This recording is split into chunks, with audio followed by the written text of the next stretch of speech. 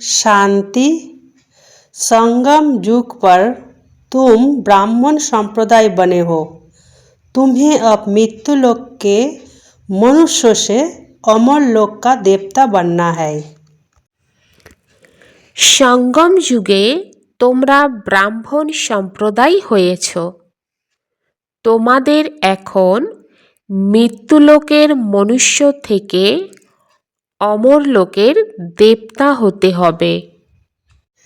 तुम बच्चे किस नॉलेज को समझने के कारण बेहद का सन्यास करते हो?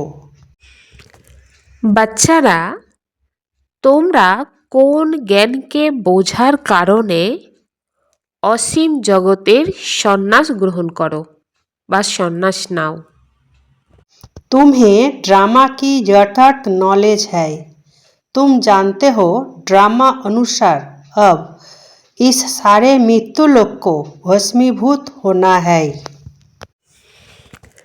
তোমাদের এই ড্রামার যথার্থ জ্ঞান আছে। তোমরা জানো যে ড্রামা অনুসারে এখন এই সম্পূর্ণ মৃত্যু লোককেও ভস্মীভূত হতে হবে। এখন এই দুনিয়া পায় পয়সায় হয়ে গিয়েছে।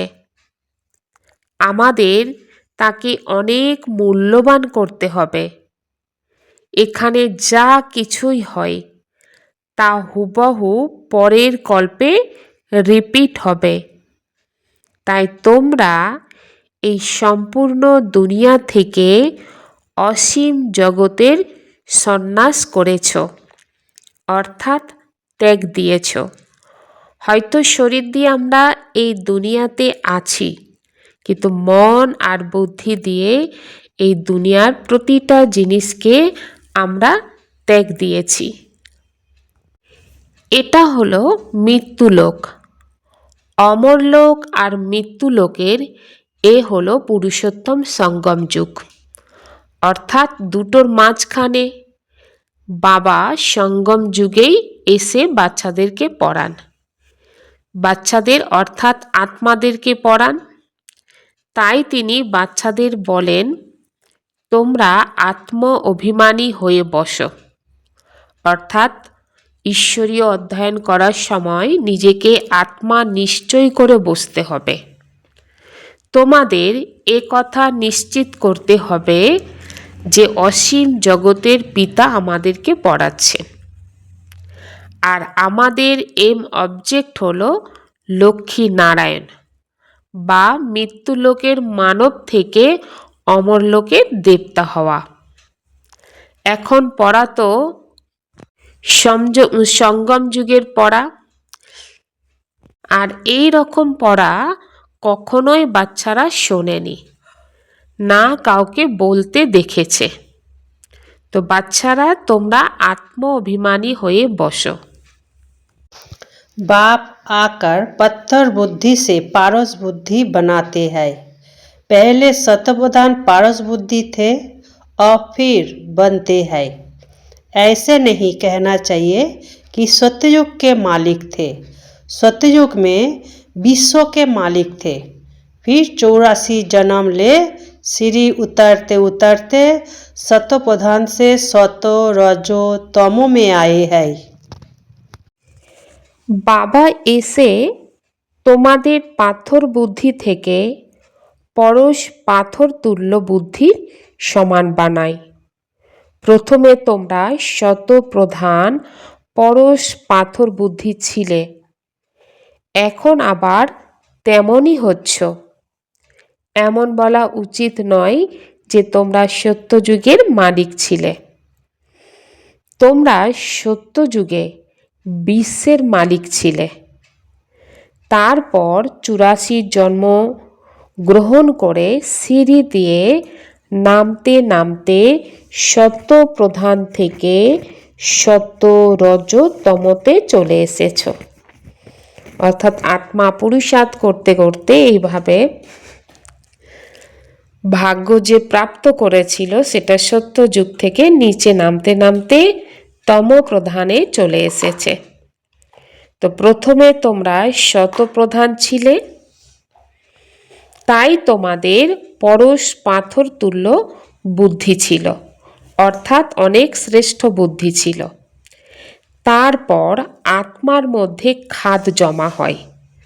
তো খাদ মানে পাপ বা বিকর্ম হয়। মানুষ কিছুই বোঝে না। বাবা বলেন, তোমরা কিছুই জানতে না, তোমাদের অন্ধ বিশ্বাস ছিল। জ্ঞান ছিল না, কিছু জানতাম না মানে জ্ঞান ছিল না সত্যের সম্বন্ধে, কিন্তু বাচ্চাদের অন্ধবিশ্বাস ছিল। তো কেন বাবা বলছে অন্ধবিশ্বাস ছিল? কারণ না জেনে কারোর পূজা করা বা কাউকে স্মরণ করা, তো একে কি বলা হবে? অন্ধবিশ্বাসই তো বলা হবে। আর নিজের শ্রেষ্ঠ ধর্ম, শ্রেষ্ঠ কর্মকে ভুলে যাওয়া। তো মানব ধর্ম বলতে কি বোঝায়? হিন্দু, মুসলমান, খ্রিস্টান, জৈন, তো এগুলো তো সব শরীরের বানানো ধর্ম। তো কিন্তু আত্মা শ্রেষ্ঠ ধর্ম কি? যেমন আত্মা শান্ত স্বরূপ, প্রেম স্বরূপ, সুখ স্বরূপ, আনন্দ স্বরূপ, তো এগুলো হচ্ছে আত্মার নিজস্ব শ্রেষ্ঠ ধর্ম। আর এই ধর্মে আত্মা যখন স্থির থাকে, তো শান্তির আধারে স্থির থেকে যখন কোনো কর্ম করে, তো সেই কর্ম সুখদায়ী কর্ম হয়, তো কর্ম শ্রেষ্ঠ হয়ে যায়। সেই কারণে বাবা বলছেন আত্মা নিজের ধর্ম আর শ্রেষ্ঠ কর্মকে ভুলে যাওয়ার কারণে কর্মভ্রষ্ট আর ধর্মভ্রষ্ট হয়ে যায়। তো কর্ম যখন ভ্রষ্ট বা ধর্ম যখন ভ্রষ্ট, অটোমেটিক্যাল কর্মভ্রষ্ট হয়ে যায়, অর্থাৎ বিকর্ম হয়ে যায়, যার ফলস্বরূপ আত্মা দুঃখ, অশান্তি, কষ্ট ভোগ করে। ভারতবাসী এই সময় দৈবিক ধর্ম থেকেও ভ্রষ্ট। ভারতবাসী বলতে অর্থাৎ দেবী দেবতার আত্মারা। বাবা বোঝান যে বাস্তবে তোমরা হলে পবিত্রী মার্গের। সেই দেবতারাই যখন অপবিত্র হন, তখন তাদের দেবী দেবতা বলা যায় না। তাই নাম পরিবর্তন করে হিন্দু ধর্ম রেখে দিয়েছে। তাও ড্রামার নিয়ম অনুসারেই হয়। সবাই এক বাবাকেই ডাকে, হে পতিত পাবন এসো। তো তিনি হলেন এক গডফাদার, যিনি জন্ম মৃত্যুর রহিত, অর্থাৎ জন্ম মৃত্যুর চক্রে আসে না, এর বাইরে থাকে। এমন নয় যে নাম রূপ থেকে পৃথক। ভগবান মানে নাম রূপ থেকে আলাদা, তা কিন্তু নয়। নাম রূপ থেকে কোনো জিনিস কি হয় কখনো? আত্মা বা পরমাত্মার রূপ খুবই সূক্ষ্ম, যাকে স্টার বা বিন্দু বলা হয়। शिव की पूजा करते हैं, शरीर तो है ही नहीं। अब आत्मा बिंदी की पूजा हो ना सके, इसीलिए उनको बड़ा बनाते हैं पूजा के लिए। समझते हैं शिव की पूजा करते हैं, परंतु उनका रूप क्या है वह नहीं जानते। ये सब बातें बाप इस समय ही आकर समझाते हैं।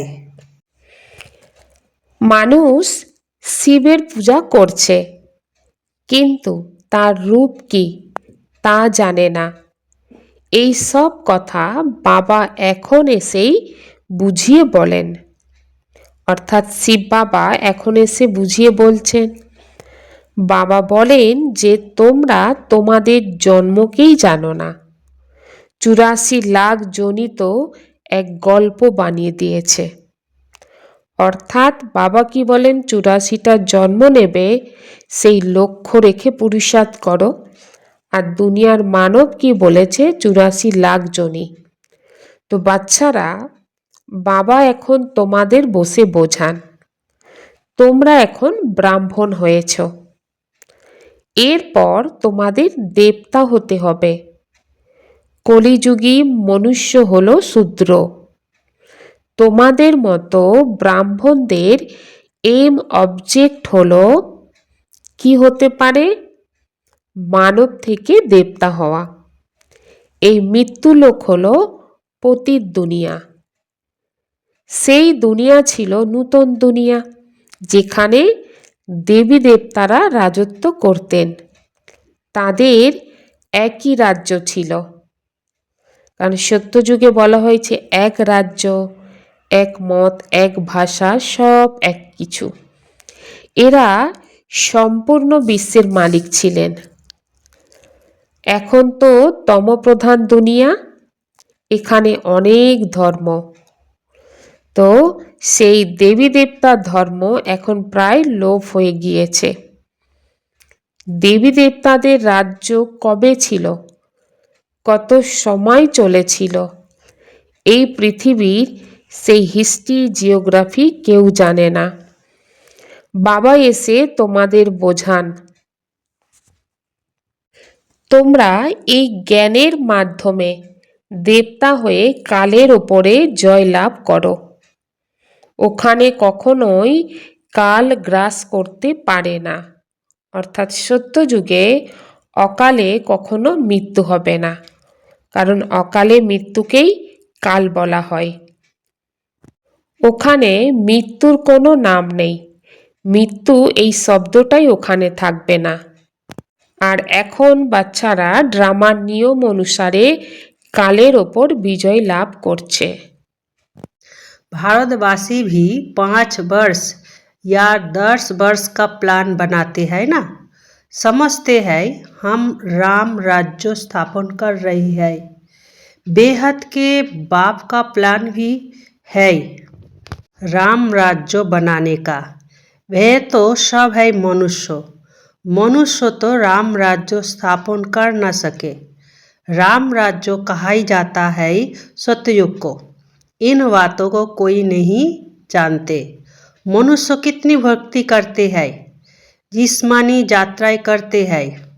दिन अर्थात सतयुग त्रेता में इन देवताओं का राज्य था। फिर रात में भक्ति मार्ग शुरू होता है। ভারতবাসীরাও তো 5 বছর বা 10 বছরের প্ল্যান তৈরি করে, তাই না? তারা মনে করে আমরা রাম রাজ্য স্থাপন করছি। অসীম জগতের পিতাও এই রাম রাজ্য স্থাপনের প্ল্যান রয়েছে। ওরা তো সব হলো মানব, তো মানুষ তো আর রাম রাজ্য স্থাপন করতেই পারে না। রাম রাজ্য সত্যযুগকে বলা হয়, এই কথা কেউ জানে না। মানব কত ভক্তি করে, শরীরে যাত্রা করে। দিন অর্থাৎ সত্য এবং ত্রেতা যুগে এই দেবতাদের রাজত্ব ছিল। তারপর রাতে ভক্তি মার্গ শুরু হয়। তো সত্যযুগে ভক্তি থাকে না। জ্ঞান, ভক্তি এবং বৈরাগ্য, একথা বাবাই বুঝিয়ে বলেন। বৈরাগ্য হলো 2 প্রকারের। এক হলো হঠযোগী নিবৃত্তি মার্গদের, ওরা ঘর বাড়ি ছেড়ে জঙ্গলে চলে যায়।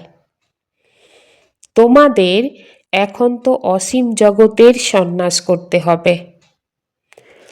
তো যারা ঘর বাড়ি ছেড়ে চলে যায় তাদের নিবৃত্তি মার্গ বলা হয়। আর যারা বলেন তোমরা হচ্ছ প্রবৃত্তি মার্গ বলে, অর্থাৎ সংসারে থেকেও সারা বিশ্বের প্রতি বা অসীম জগতের প্রতি তোমরা সন্ন্যাস গ্রহণ করছো। সম্পূর্ণ মৃত্যু লোকে বাবা বলেন এই সম্পূর্ণ দুনিয়া ভস্মীভূত হয়ে যাবে। এই ড্রামাকে খুব ভালোভাবে বুঝতে হবে। ভালোভাবে বুঝে অসীম জগতের সন্ন্যাস করতে হবে।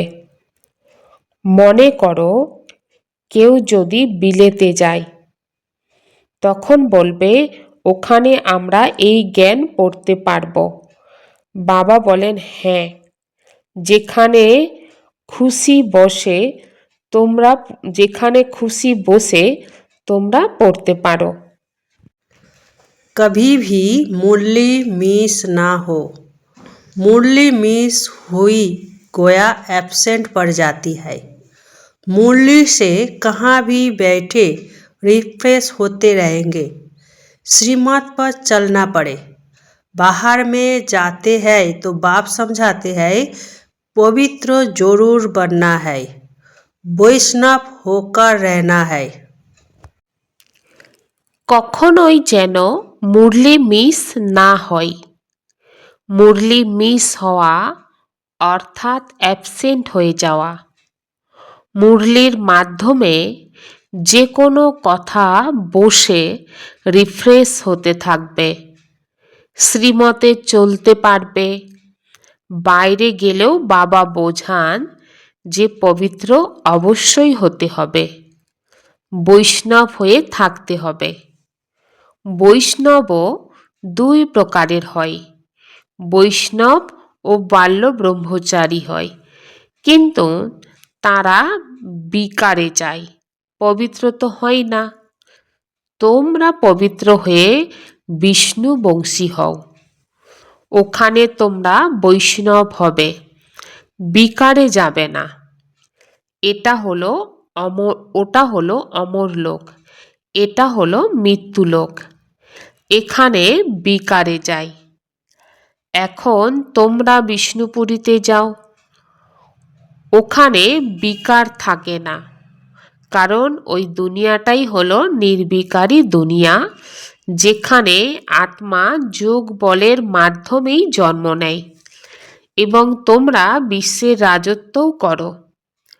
ওরা দুই পক্ষ পরস্পরের লড়াই করে, আর মাঝখানে মাখন তোমরা প্রাপ্ত করো। তোমরা নিজেদের রাজধানী স্থাপন করছো। সকলকেই এই সমাচার দিতে হবে। ছোট বাচ্চাদেরও অধিকার রয়েছে, শিব বাবার সন্তান তো, তাই না? তাই সকলের অধিকার রয়েছে, সকলকেই বলতে হবে নিজেকে আত্মা মনে করো। মাতা পিতার মধ্যে জ্ঞান থাকলে তারাও বাচ্চাদেরকে শেখাবে যে শিব বাবাকে স্মরণ করো। শিব বাবা ব্যতীত আর কেউ নয়। একে স্মরণেই তমপ্রধান থেকে আত্মা শতপ্রধান হয়ে যাবে। এখানে অধ্যয়ন অত্যন্ত ভালোভাবে করা যায়, অর্থাৎ আত্মাকে অনেক ভালোভাবে পড়াশোনা করতে হবে। এখানে পড়াশোনা মানে জীবনে সেই অনুসারে চলা। বিদেশে থাকলেও তোমরা পড়তে পারবে।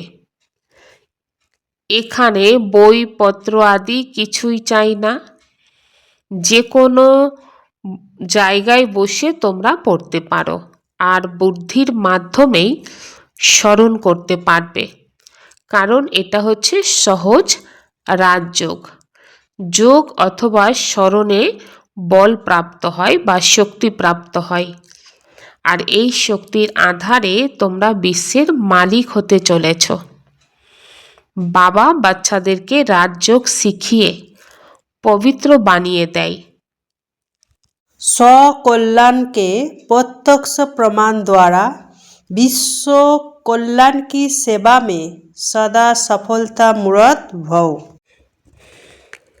স্বকল্যাণের প্রত্যক্ষ প্রমাণের দ্বারা বিশ্ব কল্যাণের সেবাতে সর্বদাই সফলতা মূর্তি হও। যে রকম আজকাল শারীরিক রোগ, হার্টফেল বেশি হচ্ছে, সেই রকম আধ্যাত্মিক উন্নতিতে হৃদয় বৃদ্ধিন্ন হওয়ার রোগও বেশি হচ্ছে। এই রকম হৃদয় বৃদ্ধিন্ন হওয়া আত্মাদের মধ্যে প্র্যাকটিক্যাল পরিবর্তন দেখলেই সাহস আর শক্তি আসতে পারে। শুনেছে অনেক, এখন দেখতে চাই। প্রমাণের মাধ্যমে পরিবর্তন চাইছে। তো বিশ্ব কল্যাণের জন্য স্বকল্যাণ প্রথমত স্যাম্পল রূপে দেখাও। বিশ্ব কল্যাণেতে সেবাতে সফলতা মূর্তি হওয়ার সাধনই হলো প্রত্যক্ষ প্রমাণ। এর দ্বারাই বাবার প্রত্যক্ষতা হবে। যেটা বলছো সেটা তোমাদের স্বরূপের মাধ্যমে প্র্যাকটিক্যালে দেখা যাবে, তখনই মানবে। কর্মাতীত হওয়ার জন্য বাচ্চাদের চেক করতে হবে কতখানি কর্মের বন্ধন থেকে আমি আত্মা পৃথক হতে পেরেছি। লৌকিক আর অলৌকিক কর্ম আর সম্বন্ধ দুটোতেই স্বার্থ ভাব থেকে মুক্ত কতখানি হতে পেরেছি।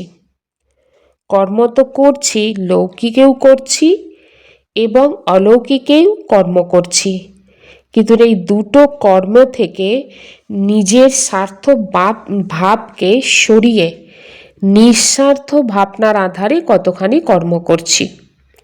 যখন কর্মের হিসাব নিকাশ বা কোনো ব্যর্থ স্বভাব সংস্কারের বশীভূত হওয়া থেকে মুক্ত হতে পারবে, তখনই কর্মাতীত স্থিতিকে প্রাপ্ত করতে পারবে। কোনো সেবা, সংগঠন, প্রকৃতির পরিস্থিতি, স্বস্থিতি বা শ্রেষ্ঠ স্থিতিকে যেন অশান্ত না করে। আত্মা যে শ্রেষ্ঠ স্থিতির মধ্যে আছে, তো কোনো সেবার আধারে আমার স্থিতি অশান্ত হয়ে গেল, বা কোনো সংগঠনে যখন পা রাখলাম তখনও স্থিতি অশান্ত, বা প্রকৃতির কোনো পরিস্থিতি দেখা গেল নিজের যে স্থিতি সেই স্থিতিকে নাড়াচাড়া করে দিল। তো বাবা বলেন এগুলো সকল প্রকারের যে বন্ধন, এই বন্ধন থেকে মুক্ত থাকাই হলো কর্মাতীত স্থিতির কাছে থাকা। ওম শান্তি।